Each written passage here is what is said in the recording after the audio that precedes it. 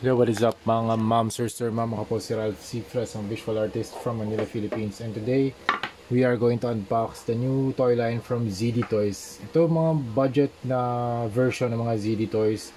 Super nice packaging style. Thank you very much Laro Anan for providing these action figures for unboxing, review, and customization. Super cool kasi nasa ano siya, plastic container, tapos meron siyang sleeve na cardboard cut out. Tapos pwede nyong i-reveal yung action figure dito sa loob. Okay? Tapos meron pang Marvel na meron pang Marvel na logo pala dito sa side. Super nice. Tapos meron tayong Ghost Spider or Spider-Gwen. We have Hulk and Miles Morales. Dito sa Spider-Man line, meron tayong 4 na characters. Spider-Man, Iron Spider, Miles Morales, and Ghost Spider. Okay? Yung ZD Toys, hindi siya KO, hindi siya bootleg, hindi siya fake. Original siya mga moms, first party, original and authentic. Okay? Si Hulk naman, buksan na din natin. Ganon din yung packaging style. Nasa plastic container siya. Ito mga moms, 650 pesos only. Kung gusto niyo bumili sa Laro Anan, mag-send lang kayo ng message kay Laro Anan. Ganyan yung packaging style niya. Super nice. Pwede ito sa mga sa mga kids kasi sobrang ganda nilang mga toys for playtime activity. Tapos kung gusto na nilang ibalik si Hulk o kaya tapos na mapaglaruan yung action figure, pwede nila ibalik sa sa packaging, di ba? Tapos yun, ready na ulit siya for storage. Napakadali niyang ang ganda lang din tingnan pag naka-stock siya. Tapos pwede niyo lagyan ng label, kung wari Hulk, Spider-Gwen. Tapos ito, pwede nyo rin silang ibalik yun dito sa loob. Yan, for packaging purposes, di ba? Ganda ng packaging style. Ngayon lang ako nakakita ng gantong klaseng packaging style from a toy company. Kasi usually mga blister packs, mga board, mga cardboards, mga boxes. Pero ito iba. Talagang sila yung nag-provide ng plastic container. Okay, dito naman sa toy line or sa line ni Hulk, we have Iron Man, Captain America, Hulk, Thor, Black Panther, and Falcon. So all in all, meron tayong I think 10. Yeah, this is 6 plus 4 equals 10. 10 characters in total. Ayan yung, ngayon meron pala tayong 3 eh. Okay, we have Miles Morales, Spider-Gwen, and Hulk. Unahin na natin si Hulk. Ay, actually, sige, unahin na natin si Miles Morales. Okay, open na natin to. Okay. Tapos sa loob pala niya, meron din siyang clamshell and meron din siyang grayscale na design ng mga illustrations or characters. Dito ba? Pareho lang? Ay, hindi. Iba rin.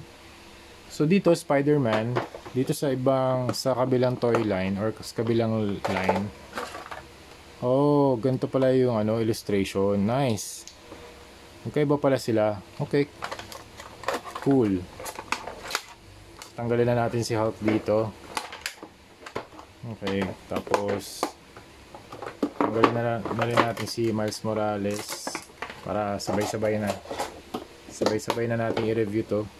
Tsaka pala to, Spider-Gwen. Okay. Out of the 3, pinakagusto ko si Hulk dahil super bulky niya compared dun sa mga Spider-Man na mga characters. Okay, appearance wise, very nice aesthetic design. Super cool. At least kung meron tayong options for our kids, 'di ba? Kung gusto nila bumili ng mga Marvel characters na pwede for playtime activity, pwede to kasi I think this is itong toy line na to made specifically for kids and collectors din. Kung mahilig kayo mag-articulate or mag-pose, I think pwede to sa mga diorama or you can do some playtime activity with your kids. Yan, pwede to mga moms, sir. Okay?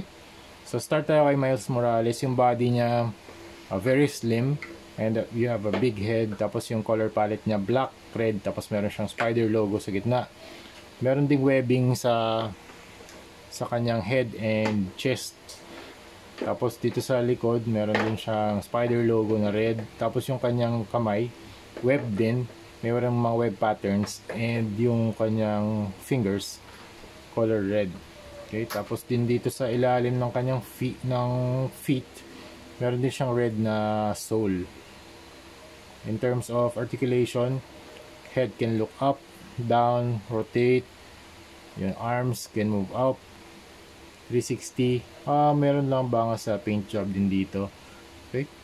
Pero kung i-repaint naman natin, wala namang problema yan. Okay?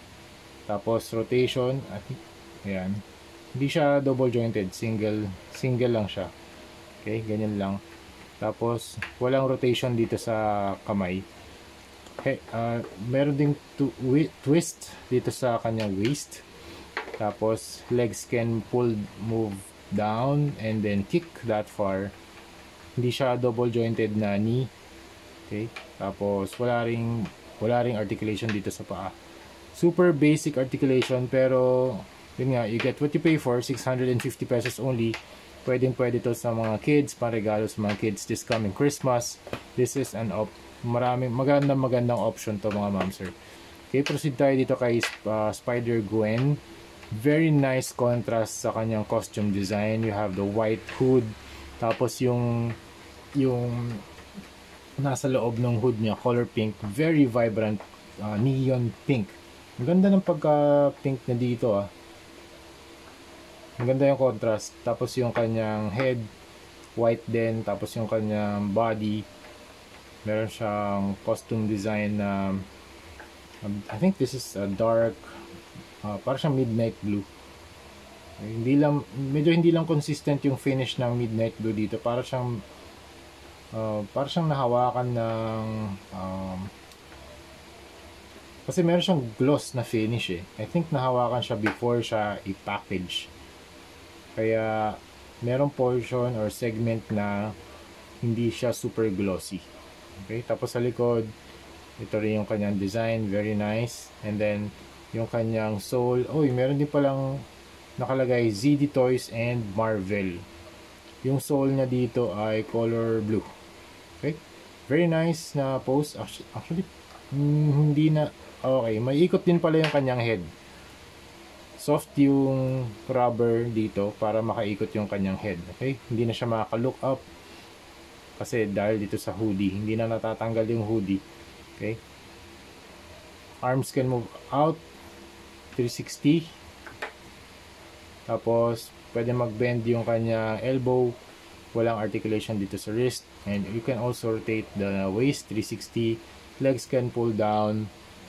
Tapos kick that far, bend, and wala nang articulation sa paa. Okay, let's proceed with Hulk. Very massive figure.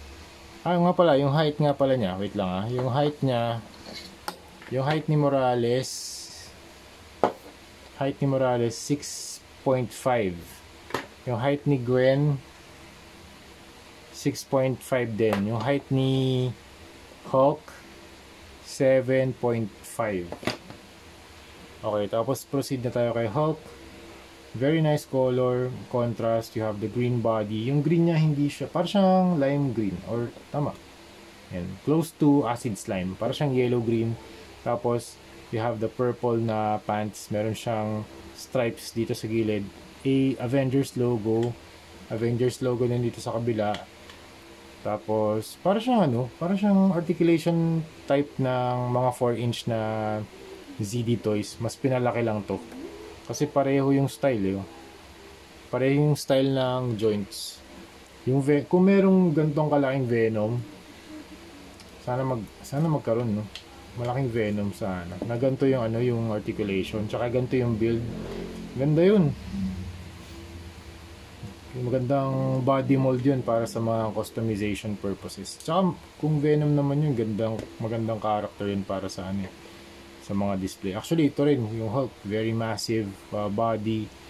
Tapos, you have also the hair na naka-wave papunta sa left niya. You have the angry face. medyo, tama, angry face. Tapos yung massive body muscles, you have the chest, the stomach, ito yung kanyang pants, you have the feet, very large feet, ZD Toys Marvel. In terms of articulation, up, down, 360, pwede ba to 360? Pwede pa rin 360. Ikot yung ulo, okay? Ikot din yung kamay, arms can move out, bend, no articulation sa wrists, waist movement, yes, pull down, kick, bend, nice bend, 90 degrees, and no articulation sa paa. Overall, para sa akin, recommended to kasi para meron din mga toys yung mga kids. Siguro this coming Christmas, yan, pwede nyo gawin to pang regalo talaga. Saka, kung gusto ng mga kids na magkaroon ng Hulk na action figure na super playable din and mag-enjoy din sila sa articulation. Meron naman tong basic articulation, so you can play with them, you can do some punches, you can do some webbing animations or webbing motions. Yan, pwede yan. Or maybe you can post them together, fight Thanos. Yan, tingnan natin kung ano yung sobrang limitless ng possibilities sa mga ganitong klase mga action figures in terms of playability. Okay? So yun lang mga ma'am sir, that's it. Thank you very much for watching and see you sa next video. Bye bye.